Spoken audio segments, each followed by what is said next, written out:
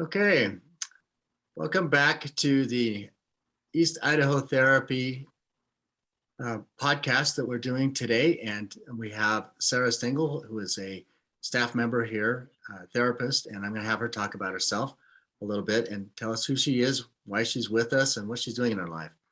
Where are you from? Sure. Thanks so much, Chris. Well, let's see. I am technically from here, born in Pocatello, Idaho, but then shortly after moved all around. My father is in the military, so we did a lot of moving, and then found my way back. Probably, I think like 12 years later, found my way back and been here ever since. So I claim here. You claim Pocatello or Idaho? I claim Pocatello, Idaho, because yeah, same city, found my way back. But I also was raised a good portion of my childhood in Pittsburgh, Pennsylvania area. So how long were you there? I can't remember.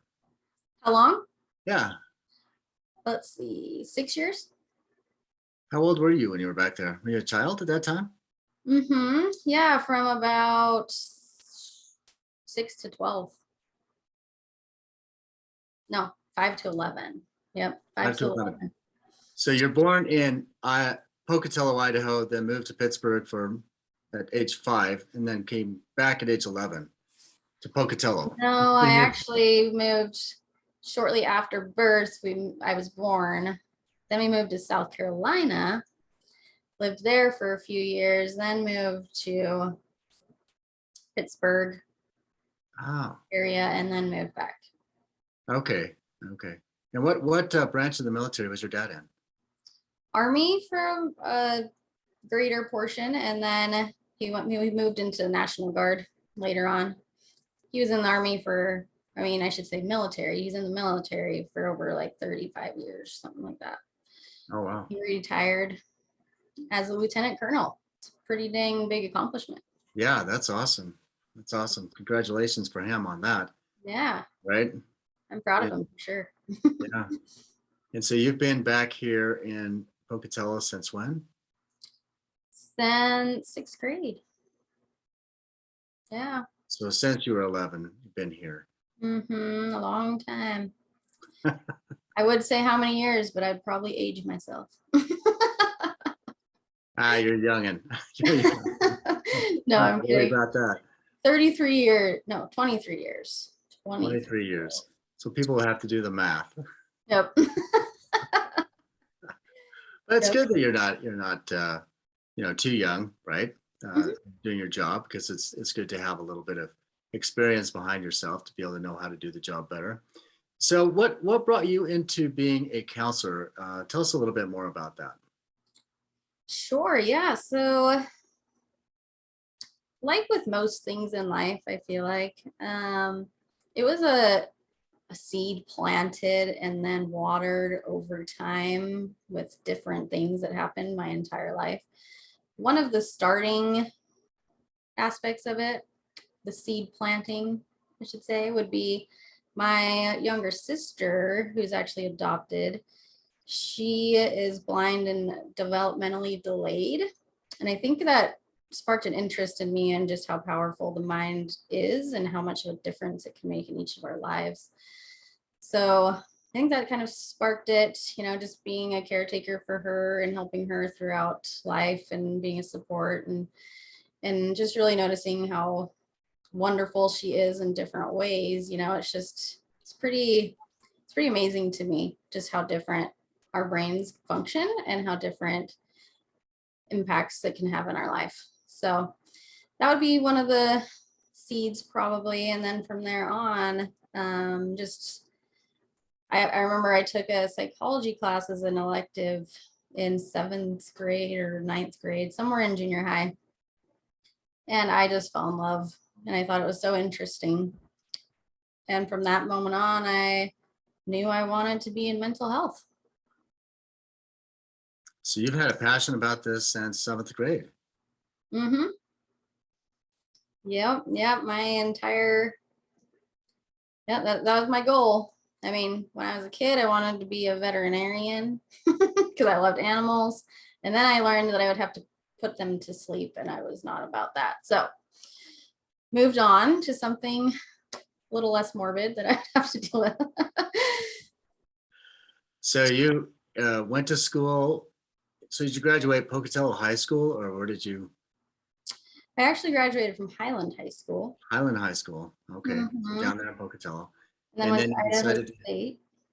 Idaho State University. Okay, tell us about that. How did that go for you? It was good. Yeah, I went and I got my undergraduate there in psychology, and then I went there again for my master's in counseling, clinical mental health counseling. And yeah, I loved it. I love learning, honestly. Sometimes I think about going back just for the sake of learning some more. But it was a great experience. I really enjoyed ISU. So you've thought about getting your PhD? Thought about it. But for now, I think that, I'm satisfying some of those learning things with other areas of my life and Yeah. with, you know, the courses that we take for staying up to date with being a good counselor. Right. Okay, perfect. And then you have been had a few different jobs along the way after graduation with your master's. What else have you done? Um, with my master's, I mean, I went straight into counseling after my master's. During my master's program, I was actually a advertising executive for News Channel 6, which is a pretty prominent news channel in this area. Yeah. And that's what I did up until I went into my second year of my master's program. And then the workload was just kind of too much. So I stepped back from that and focused on finishing my master's, and graduated and had my beautiful baby boy right after graduation, because I also became pregnant in that time frame. It's amazing all the things you can do at one. Yeah, one time, one shot. Yep. And so I took a little time off just being mom, and then when he was about, I want to say about a year, then I got back into counseling and I've done it ever since. And so you've been with KLWA now for how long? A little over 2 years, I think, right? Yeah, No? that's what I was thinking. It was coming up on probably Yeah, 2 years. Yeah. about 2 years. Mm-hmm. And you're specialized in a couple of different things. What is it you do? What you've done? Well, let me back up a little bit. You've done some other things because you were involved with Underground Railroad. Can you talk us through a little bit about that? What that is?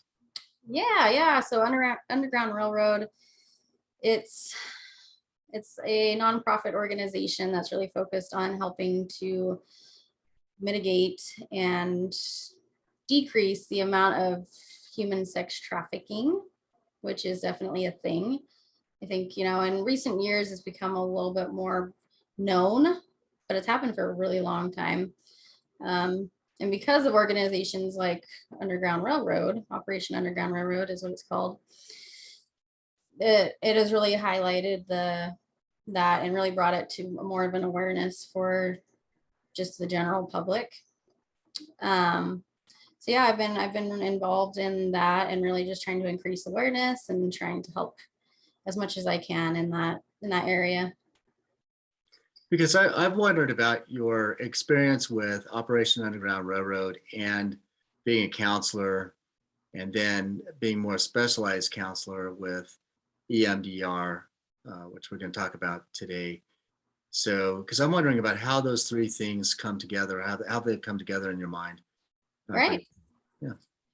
Yeah. So I would say, just to kind of put a little timeline and a little bit more perspective into how that's kind of played out in my life.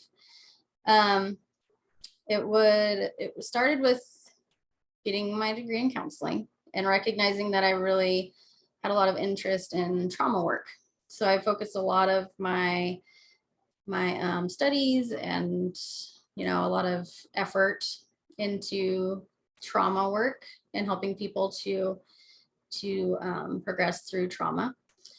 And in that, obviously when you specialize a little bit more in a certain area, clients usually seek you out for those sorts of things, right? So I just saw a lot of people with trauma in their history. And I mean, honestly, Chris, let's be honest, a lot of us have trauma in our history anyways.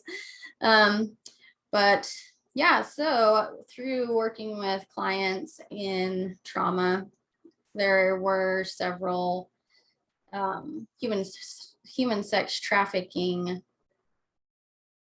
I guess, incidents or things like that, clients that had experienced it and came out of it or what have you, that I had come across. And it was actually kind of surprising to me because I feel like here in Idaho, sometimes we feel like we're a little bit sheltered from stuff like that. But it was happening here, you know. And so I decided to do a little bit more research into that. And it's actually more prevalent here than we would like to think. Yeah, for sure. And so that's when I started to come across Operation Underground Railroad. And yeah, it's just it kind of blossomed from there. And I think that I think for a lot of people, it's easy to go into denial that there are incidents of trauma that happens around here. And with Operation Underground Railroad, and that is about sex trafficking, children primarily, or women across state boundaries into slavery, essentially. That is one level of trauma that we deal with, but there's other levels of trauma too, by far, that a lot of times is ignored. So people want to look at the big events that take place in life with individuals who are going under horrendous types of stress like that. But what other types of traumas are you seeing in your practice that you believe that you do a good job with helping? Yeah. Oh, well, you hit the nail on the head with that one, Chris. There are so many different kinds of trauma. You know, I couldn't even sit here and name all of them.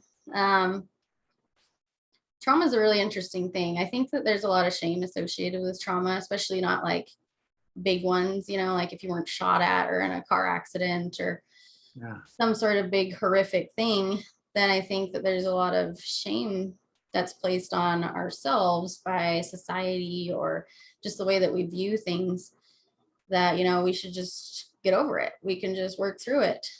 And it's simply not the case. Like trauma, something that I find really interesting about trauma is it's not like a psychological disorder in the sense of like it being strictly psychological. It's actually in our brain chemistry and how it works. You know, it's almost like if you put shame on yourself for like getting sick or breaking a bone, you know, it's kind of equal to that sort of, it just doesn't make any sense. You know, the more, if you really learn about trauma and how that plays out in your brain, then the less shaming it is. And I really like to be able to talk with clients about that, because I think that that's kind of the first step, is really being able to understand how, kind of what trauma is and how it really affects us. And first and foremost, you know, when traumatic events happen, our brain, for certain ones, like certain heart events we go through, it can process through it okay on its own. And how that process looks is the amygdala is kind of that center part of the brain. It's like a stress response, the alert system, basically. And then there's the hippocampus, and that's where we do a lot of our learning. And that's where a lot of memories are stored with, in this case, like stressful, high stress, scary, highly impactful memories. They're in that hippocampus. Prefrontal cortex, where we control our behaviors and our thoughts and all those sorts of things. So those three kind of work together for processing trauma naturally, the way that our brains are kind of programmed to do so.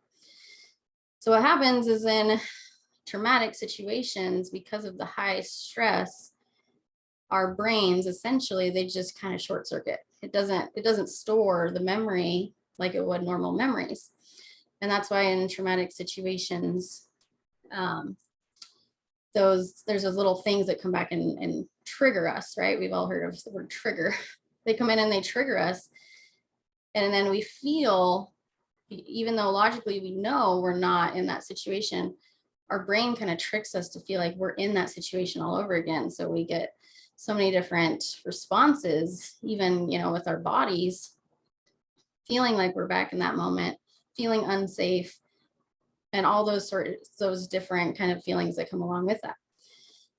But to go back to your question, that sort of a response can happen in really any situation. You know, for some people, it can be the big ones, right? Like a car accident, or a father walking out on you when you were a child, or, you know, those sorts of things that you would imagine would be definite trauma responses.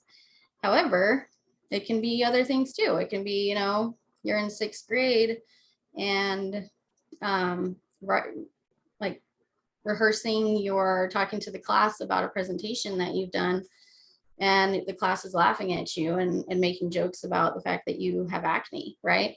That can be a trauma situation for sure. Or, you know, feeling neglected by parents, or, you know, there's just so many different things. And really what in my opinion, what really defines trauma is how our body responds to it, how our brain responds to it, and how it's really programmed and how it affects us now. Yeah, and what I see in my practice are a variety of different levels of trauma, like you're talking about from school, for example. And I see a lot of kids who may have a boyfriend or girlfriend when they're 13, 14, 15, 16, or someone they really like a lot that doesn't like them back, or they like them more than they are liked by the other person. And that's a trauma effect that sometimes takes place. And we'll start to unpack that when people are 40. And they'll remember what it was like, and how it changed their perspective of themselves and changed their behavior from that time forward, as far as value and not feeling attractive or something like that. And so and it's not the same thing as, you know, child sex trafficking, sort of these different levels. And people will say, well, it really wasn't that big of a deal. But I hate to break the news, it's a big deal to the person who goes through it, or the kid who gets made fun of by doing the presentation, or something like that, because it changes, skews perspective of value within inside itself, that has an impact on people's view of themselves, or what's known as self-esteem, where people don't feel as good or valued to other people. So trauma has a broad effect. And like there's a common phrase in psych that the body doesn't forget. Can you talk about that a little bit? Yeah. I love that you brought up perspective and how it shifts our perspective. I think we're going to definitely talk more about that, because that's a lot of like what EMDR focuses on. But yeah, to answer your question, the brain and the way that we think and our body are very much interconnected. I think a lot more so than a lot of people realize. And I mean, when we think about it logically, it makes sense, right? Because our brain, it controls our body, everything about it. Literally everything about our body is controlled by our brains. If our brains are in a high stress response, or in a hard situation, then it makes sense that it's going to show up in our body somehow. So yeah, I mean, it just kind of depends on like how well you can really, because with some clients, they're a little bit more able to tell what's going on in their body. They're a little bit more in tune with that mind-body connection, I like to call it. And so they can recognize, you know, oh, my heart's starting to beat faster. My palms are starting to sweat.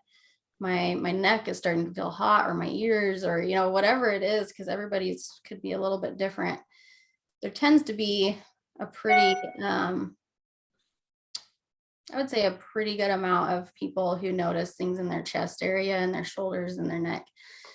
But when people can recognize that and recognize like, hey, I'm not in a good space mentally right now, then they can use some coping skills and stuff that we talk about to come in and really help to try to manage that high stress response before it gets to a place where it really can negatively impact them, like panic attack or feeling very unsafe or those sorts of things. Does that answer your question? Yeah, and I think that the trauma has effect on the body, where the body will remember it, so the body Okay. will keep it, Mm-hmm. because we have to internalize it, disassociate from it, and so a lot of times people, when they go through traumas, they don't necessarily have sometimes specific memories of exactly what happened. They'll have snippets of what happened, because they're kind of in and out of a disassociation. Even the guy who's giving the talk up on, in front of the class, and the class, as soon as the class makes fun of him, there's kind of this in and out of association versus disassociation that takes place. So when people go back and recant that, they'll kind of remember snippets, but they can't remember the whole story. And that's oftentimes the reason why. And that's a trauma effect. Mm-hmm. It's something that was really scary. And that applies to people who uh, have been traumatized throughout their lives. And like the different types of trauma, maybe physical abuse, sexual abuse, we talked about a little bit. I think a bigger trauma, not bigger, but a significant trauma that we see in practice is emotional abuse, emotional trauma. And that may be having a very controlling parent or an under controlling parent, where kids are reacting to managing their emotions by the same kind of trauma effect of disassociation and disconnection of reality, and presenting to be something for someone else, and not necessarily being within their true sense of self. And this has been a bigger issue that I've seen in my practice lately, with people who have just had to present an artificial self, if you will, as opposed to being accepted for a value of true self. And so that's just another layer, a different type, if you will. I think there's kind of a wheel of different types of traumas out there, and it doesn't matter. I don't think that one is more significant than another. I think it's based on the individual and their interpretation of what happened to them. But I think that there's different ways of coping with it that get to be kind of tough. And so sometimes I think it's hard for people to come into therapy and ask for help with that, because they've not been able to figure it out. And so oftentimes they believe that no one else can figure it out either. And one of Mm-hmm. the things I appreciate about you is that I think you really get this. And almost everybody that I've talked to, or Teo's talked to, when they ask about, well, how's it going with Sara, is that people really like you because you get it. You really get the different types of traumas that happen to people, and you connect with them on that. So it doesn't have to be these extreme high levels of, trauma, like with Underground Railroad people. It can be the whole gamut of people that you connect to and help with that. And my curiosity with that is, how do you do it? Yeah, yeah. Well, um, real quick before I get into that, if you don't mind, I'd Yeah, love to yeah, geek go ahead. out for a second about kind of what we talked about, what you were kind of talking about earlier, because I find this stuff so interesting, and I love to tell my clients about it too, because I think it really helps them to make sense of what's going on for them. But you're absolutely right. When it comes to traumatic um, events and traumatic memories, kind of like what I had talked about earlier, is our brain doesn't store it properly, and like you said, it's like fragmented. And it's part of that. The amygdala to the hippocampus response gets gets interrupted, and it doesn't get to be stored properly. And so what happens is, we, for whatever reason, and I don't think we really know exactly why, but our brain will focus and remember and internalize these small little things about that traumatic event. For example, I love examples because I think it helps to make a little bit more sense. But say you go to a restaurant and it's normal, like it's a happy celebration for like a birthday. It's your dad's birthday party or something, and you're all just having fun and everything goes smoothly. And you look back on that 5 years later, you can look back and you can just kind of see it for what it is, like the overview of everyone laughing and having fun, the food, remember kind of like what you ate, those sorts of things. Maybe even like some of the things the waiter said, things that just kind of stuck out to you overall, right? However, let's say you go to this birthday party and someone decides to come in and try to rob the place, right? All of a sudden, things have changed. You're not in your regular homeostasis that your brain likes to stay in. You go into a high stress response. And in that, you are going to remember back 5 years later, whatever it is that your brain decided to focus on in that moment. And I've heard some of like people think that it's just the silliest things because they just don't understand how the brain works. But these little things like remembering that the salt was almost out on the table, or the color of the seat that they were facing, or how the lights, like the light fixture had one bulb out, and the gun, and all these different things they can remember, but they can't remember everything else about it. And I think that's something that I really appreciate personally about like the EMDR approach, because you don't have to, you don't have to go back and really try to dig in and try to figure out all these other memories. You actually like, you don't even have to like be able to, because I think something, you've probably seen this too, Chris, something that happens a lot in these traumatic moments and times is that people sometimes don't even know how to vocalize it. When they come in, they don't know how to talk about it because it just doesn't make sense 100% in their brain. And it's really hard for them to get to that place to figure out how to really describe how they're feeling and what was going on for them. And so that's something that I really like about EMDR is you don't necessarily have to, because the way that the process is your brain goes where it needs to go to heal. And sometimes it doesn't necessarily need to be able to talk about all those different things.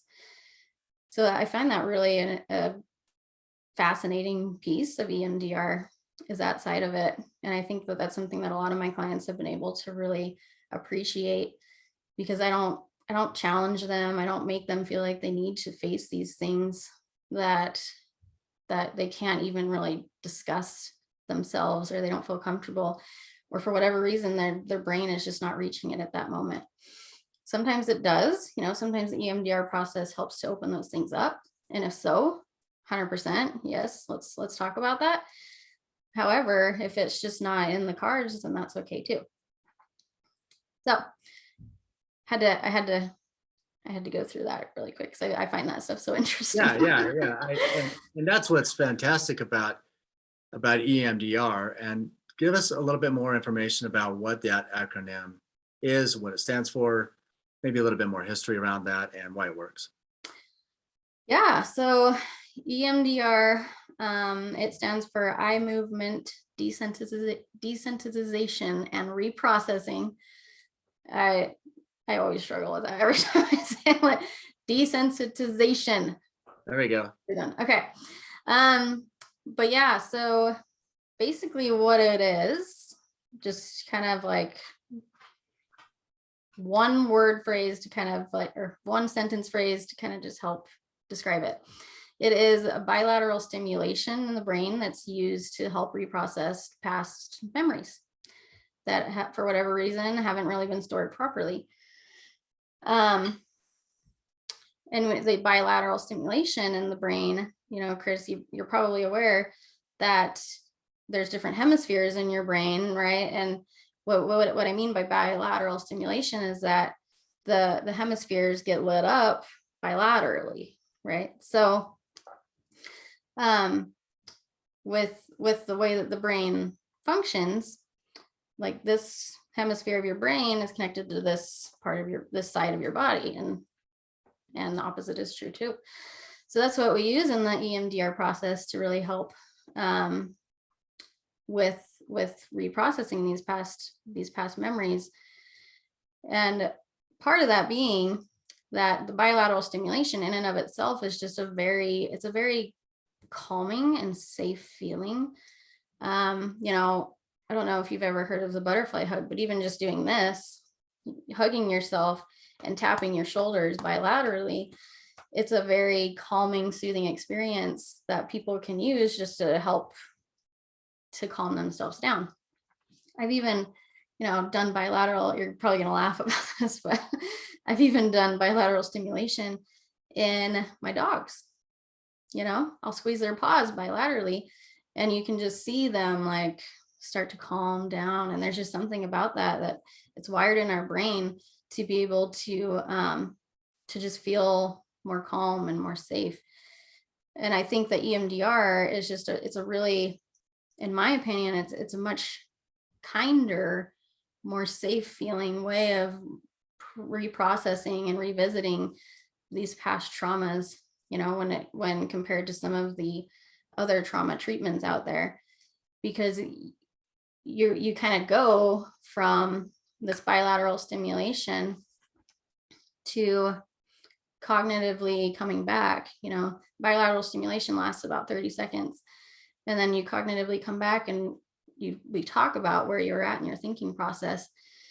And that sort of procedure really helps you to stay present moment focused while also feeling very safe and not having to go back and really like rehash every single detail, if that makes sense. Yeah, and my observation with it has been when people they need to get activated a little bit. They need to get into some of the memory of what they remember, the snippets that they remember. So it's not just thinking about, well, I went to the store before I came into the office today, and I'm going to do bilateral stimulation, and that's going to make my trauma go away. So there has to be an association to the trauma some way. So there's a memory of somewhat memory or getting a little bit activated, sometimes very activated. And then the bilateral stimulation creates the brain hemispheres from logic to creativity to memory that are flip-flopping back and forth inside of the brain, is my understanding. And that helps the brain calm down. So it really pulls down the emotion of that situation where people are feeling more even keel, even though they were just in the trauma. And that process may take place a few different times during a session. Is that correct? So it's not just like a one-time, oh, I'm done, and it's over. Oh yeah. No. Is that correct? Yeah, no. All right. Let's talk Yeah, about usually for one memory, I can take one session up to 3, up to depending on 3. Right. I mean, and it's not even limited to that either, depending on how like your brain had processed that and how stuck it is. And, it's just very, very dependent on the person in that situation and how impactful and disturbing the memory is. But I think what would be really helpful, I can kind of walk you through like how that process looks, even just like for a new client, like where we would start and then how that would look, and even like how it typically ends might be a really might help to make a little bit more of an understanding of how that looks. So typically, okay, so typically what happens when I see a client and we talk about doing the EMDR, which by the way, EMDR is very efficacious and very efficient. I've absolutely loved it. We kind of talked about this a little bit earlier, but it's very scientifically proven. There's a lot of research on EMDR and how it can be really beneficial, not just for trauma either, by the way, like it is very efficacious when it comes to trauma for sure, but also with anxiety and depression and panic disorder, a lot of those sorts of mental health disorders. It has a lot of research backing it up. But yes, so when I see a client for EMDR, what we would do is we would do kind of like an EMDR focused intake where there's just some specific kind of EMDR focused questions that we'll go over. Like some of it has to do with their upbringing, how their parents were, parental characteristics of how their parents were in raising them, as well as their birth order and significant childhood memories that pop up. So that is often included in the intake portion. And then we would go into what I call resourcing or creating your tool belt. I always like to do that next, because in the EMDR process, you know, I don't want to make it seem like it's like what you said, like you don't have to go in and talk about hard things. Yes, yes, you do. And it's not easy and it's not fun. And so before we get into all that, you know, mapping out all these memories that we're going to reprocess through, what we do is we actually do EMDR specific resources that are like coping skills that are going to be able to help to stay grounded and help, you know, in between sessions, so that clients don't feel overwhelmed by these neurological pathways that we are opening while we're going through this whole process. So that's the next little phase that we would do. And then after that, we go into our, what I like to call target mapping, where we map out. Can I ask a question real quick on in between sessions? What do you have, like some certain techniques that you do? Maybe the bilateral stimulation with the tapping, is that correct? Or do you have other techniques that you use besides that? Yeah, there's a ton. Yeah. So a few key ones that we could kind of talk about. Definitely, I mean, that the bilateral stimulation can be great, especially if, you know, I've had a few clients that really struggled with the conceptualizing how some of these resources can help and really like connecting to them. And so in those cases, 100%, we use the bilateral stimulation and stuff like that, because in deep breathing and those sorts of things, because that's just a biological response to your brain. Like that's just showing your brain direct communication, like we can calm down now, we're not in any imminent danger, cool off amygdala, like it's fine. Relax for a second. Right. But there are others that are, you know, a little bit more cognitive as well, where, you know, one of them in particular is where we create what's called a container. And I'll have my clients draw it out, because I'm a big believer in being able to visualize and see it tangibly in front of you, and how that can help stick in your brain a little bit more. So I'll have them draw it out, this container that they will be able to utilize in between sessions if things come up and bother them or come up and disturb them in any way, that they place it in this mental container that we create until we meet next. So it's just kind of like a backup plan, you know, where it's like you have this you can use, and there's certain characteristics we talk about it needs to have, you know, you need to be able to take it in and out. You can't just leave stuff in there. It needs to be strong, you know, all these different things. But they have this container that they create and they name, and we use actually the bilateral stimulation to help instill that container deeper into their neurological pathways. And yeah, then they can use that if something pops up in between session to help to manage those sorts of things that may pop up. There's also another one. I think a lot of my clients really love the resource that's called, I like to call it Safe Place. It's actually named by Francine Shapiro, who is one of the ones who created EMDR. Safe Place, what that is you basically are remembering a time where you felt really safe and secure. You know, it can be somewhere out in the, like camping with your family, or, you know, your fort when you were 10, in your grandma's backyard, you know, whatever, it can be anything, but a place where you felt really safe and secure and calm. And what we do is we go through and you visualize yourself being there. You tell me every single detail, all the senses about what it was like to be there. And we name that. And again, we instill that. And then in those hard times in between sessions, when things might come up, or even during session or after session or whatever, then they can utilize that as a way to feel safe again. They visualize themselves being there. and it can be a really effective tool to help cope with it too. Yeah, and what I really appreciate so much about you is that you have a variety of different skills that people are using in session while you're doing EMDR with them, and then they go home and they have some homework that they're working on, and then if they do get stressed at home, that there's skills that they can be utilizing there, and that is something they carry with them for the rest of their lives. So you're skill building with them, in addition to working through the trauma with the EMDR bilaterally stimulating, and that's something they can practice at home too. Like with the bilateral stimulation, by doing this or others, or eye movement back and forth is another one to be able to help calm and relax, so people are not overly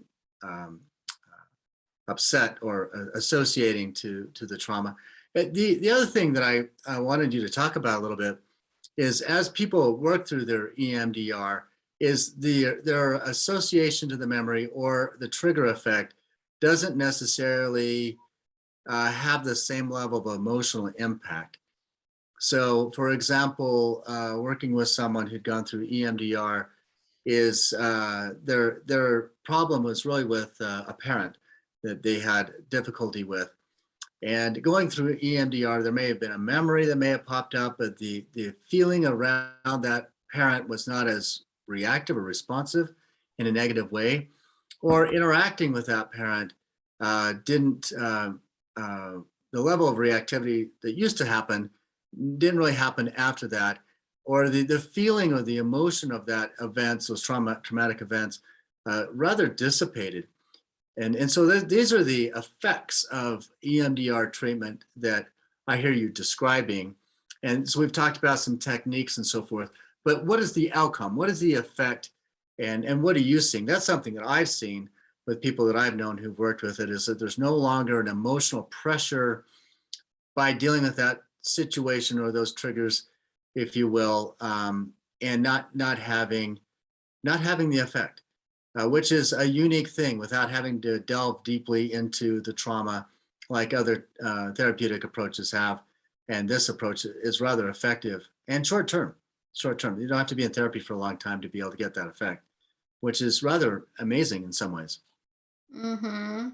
Yeah, it's definitely one of the most efficient trauma therapies out there for sure.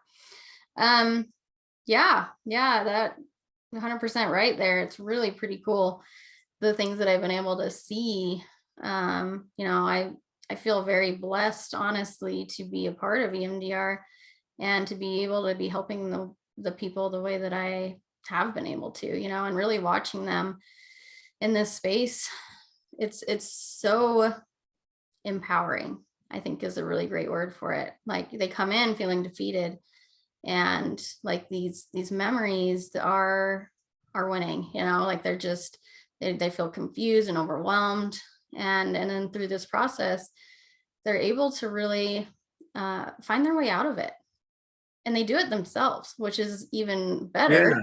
yeah, Like, I yeah, love that, because I think that's part of, my belief as a clinician is like, I'm here just to assist you and support you, but you're gonna have to do most of the work, like this is you. And they do it, and it's so empowering for them to be able to get on the other side of that, and be able to feel more in control of these hard things that in a lot of cases have been bothering them for years. And years. Yeah, yeah. like, Another we could maybe talk about this, maybe unpack one, because I find this one very interesting, and that is olfactory memory from trauma. What that is smell, and you smell is very intense, and smell is much stronger, makes a stronger imprint on the brain, and memory, probably more than visual or even hearing, and even other physical sensation. Olfactory, I think, is number one. Is that correct? That's been my experience. yeah, olfactory, and I would say taste too. Taste, yeah, that's correct. So, in working with someone, whenever they would get around a situation I mean, the smell is not something you can control. You can't really, if you see something, you can avoid it, right? If you hear something, you can avoid it. Or if you're going to feel it, you can kind of avoid it. But smell or taste you can avoid, you can see it. But smells, you kind of walk into it, or just shows up for whatever circumstance. And so for this person, it was the smell of gunpowder, and being around gunpowder was hard. He could avoid that a little bit. But this person went through EMDR therapy and did have to go through exposure therapy. So in times past, we'd have to go through exposure therapy. When I was at the hospital, we would have trauma cases. We do lots of exposure ideas to be able to help people get used to it. Whereas EMDR isn't kind of getting into that memory a little bit, not being exposed to it necessarily, and then doing the bilateral stimulation over a couple of sessions, and then going back around it and finding out this person, ended up at the gun club down here. And whenever he'd walk in the gun club, he would, he enjoyed guns, but he had a negative association to the gunpowder smell. And after some EMDR therapy, he was able to walk into it and not have the effect of it without the exposure therapy. And that's the outcome of it. And that's why I love it so much, is that you can just do the treatment of it without getting overly immersed into it, and then have the effect and not have the outcome of the effect is not being triggered. So walking into a circumstance without having to be triggered is a beautiful event. Talk to me about that. I think it's amazing. Oh yeah, it's been really cool to witness, like I said.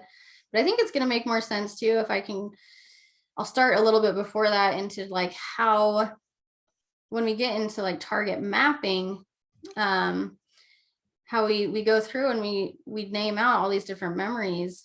And often, kind of like what I said earlier, I love how you had pointed out that your perspective changes right after these events. Yeah. And that's what we really focus on. And that is, there's usually a negative core belief that forms within us, that we view the world through like a lens and a camera throughout our entire life, that builds and it becomes reinforced over time.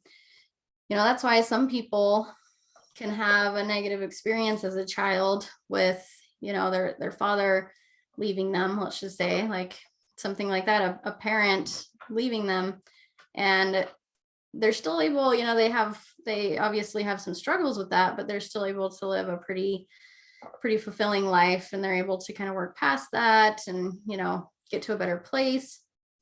There's some people like that. And there are others that have a similar experience and really struggle. And, in the EMDR theory, that, this person, for whatever reason, their brain was fragmented in that event, and they formed a negative core belief about themselves that maybe, and it's different for everybody, but for something like that, like, I'm not good enough, right? I'm not good enough. My parent didn't even want to be a part of my life. And then from then on, these other events that have happened in their lives, which could go either way, is highlighting the fact that they're not good enough, right? Like a teacher saying that they didn't work hard enough on an exam, right? Something like that, which could go either way. Could be constructive criticism from a teacher, somebody who's supposed to be helping you be better, or could be a highlight of, I'm not good enough. But because of this already established event, which we call an EMDR touchstone event, we view that and we internalize that as more evidence that I'm not good enough, and it becomes stronger and stronger. And then we have these little things throughout our life that happen that come in and reinforce it, just like that example.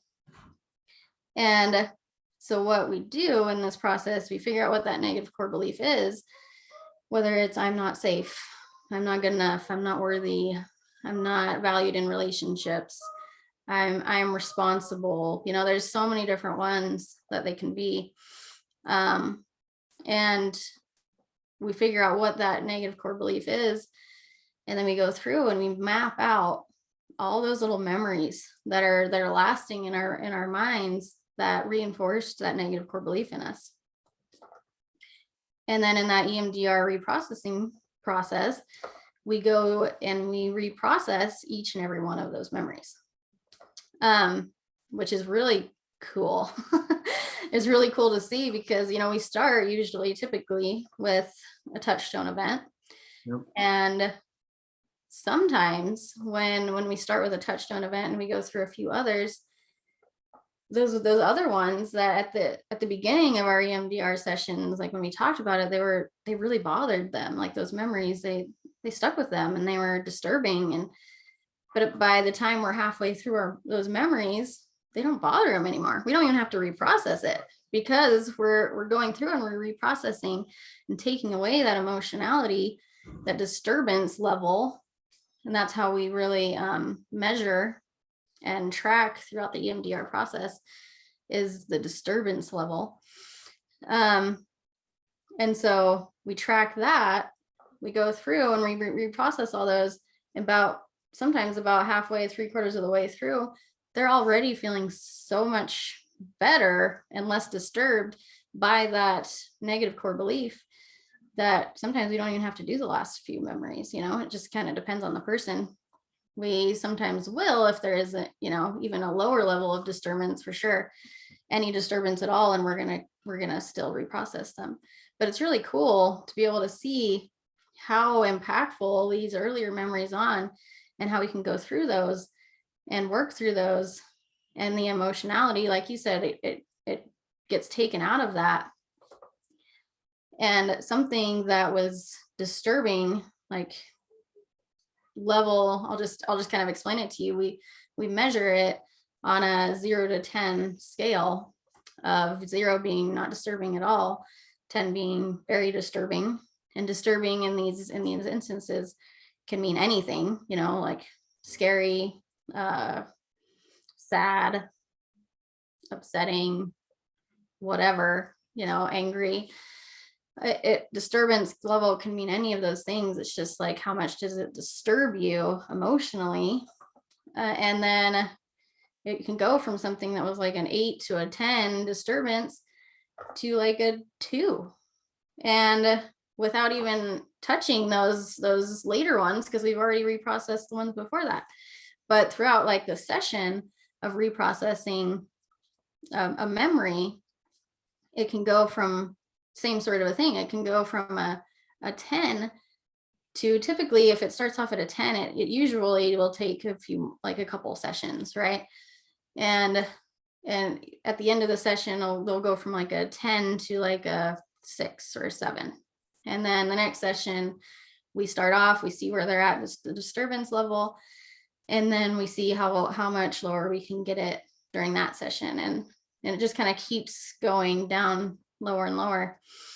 And yeah, exactly what you said, at the end of that, how that looks is you're still going to remember the memory. You're never going to forget it. It's not like hypnosis or anything. Right. You're still going to remember it, and it's going to be there, but it's going to take that trigger aspect away from it. It's going to take that emotionality component away from it, where it's more like a normal memory that you can look back on, and it's not triggered by like a smell, or triggered by somebody saying something, or an event, like a place you go. It's more like a normal memory where it's like, oh yeah, I remember when that happened. It's not like it's triggered. You feel unsafe. You feel like you're back in that, your heart's racing, your palms are sweating. You feel like you need to run or hide, like you don't go into that space anymore. It's more of like oh yeah, I remember when that happened. That was really unfortunate, but yeah. So instead of going from a 0 to a 8, 9, or 10, it's a 0 to maybe a 1, or maybe a 0.5 or a 0.25. So you may have a recollection of that memory, but there's not a anger, anxiety, depression, panic attack, like you're talking about fight, flight, or freeze, or all of those other really hyper negative responses that people put people in situations sometimes where they get re-traumatized, or sometimes where they're just go back into a state of numb, or even greater than that, drugs, alcohol, sexually acting out, really choosing to go numb, choosing to be disassociative of it, as opposed to being able to walk through the process of it and stand it and be okay. So the greatest gift of all here, in my thinking, is going through the process of EMDR when we're dealing with these really difficult traumatic situations, and getting to the point where we're not getting triggered of that emotion level again, and having the 0.5 effect as opposed to the 9.5 effect. What a gift. Yeah, and I really want to say that I think that your clients have all come back and talked to us about the effect of that and the efficacy of the treatment and how well it has worked. And so we got to wrap up here, but this has been a great interview with you today, Sara, and I appreciate you walking us through EMDR, how you got here, where you came from, the process of becoming a therapist, joining our team, because you're such a big part of our team, and I appreciate you being on our team so much. But to get a hold of Sara or anybody else here at KLWA is to go to eastidahotherapy.com and look at our website. You can get a free consultation with any one of us, or call 208-403-0135. And you can talk to Taya, and she can get you set up with an appointment with anybody here. Taya, do you have anything you want to add to that? You're very quiet today, so. Yes, it was good. I was learning today. I feel like it was nice to be able to just like hear more about what Sara does specifically, because I know people call who say, hey, I have trauma, I want to work with somebody who can help me with that. And I'm like, oh, I have the perfect girl for that. So I always set them up with Sara, but I don't ever know like exactly what she's doing with those kind of things. I just know that her clients appreciate her and appreciate her empathy and how she helps them feel empowered and everything. And so now I know what they're getting into, and I know why they feel the way they feel about their therapy process, and about like, I know how they like why they feel what they feel about Sara as well. And just like a lot of them comment on how effective Sara is in just like helping them like stay on task and like achieve the goals that they want to. And I think that's something really cool, just like to be able to help people, like, because we don't want them to stay in therapy for their whole life, unless they need it. But it's really good to be able to give people tools. And I think that this whole process is a great way to do that. Yeah. So it was a good education hour for me. I love that. Yeah, that was awesome. So we do take all the major insurances except for Medicaid and Medicare, or TRICARE, not affiliated to those at this time. But all of the other large insurance companies, or if people want a private pay or have some EAPs, are qualified to be able to get into our services. But again, please call Taya at 208-403-0135, or go to our website at eastidahotherapy.com. Okay, thanks guys. Thank you. It was fun. That was fun. I love geeking out on EMDR. I left that in there.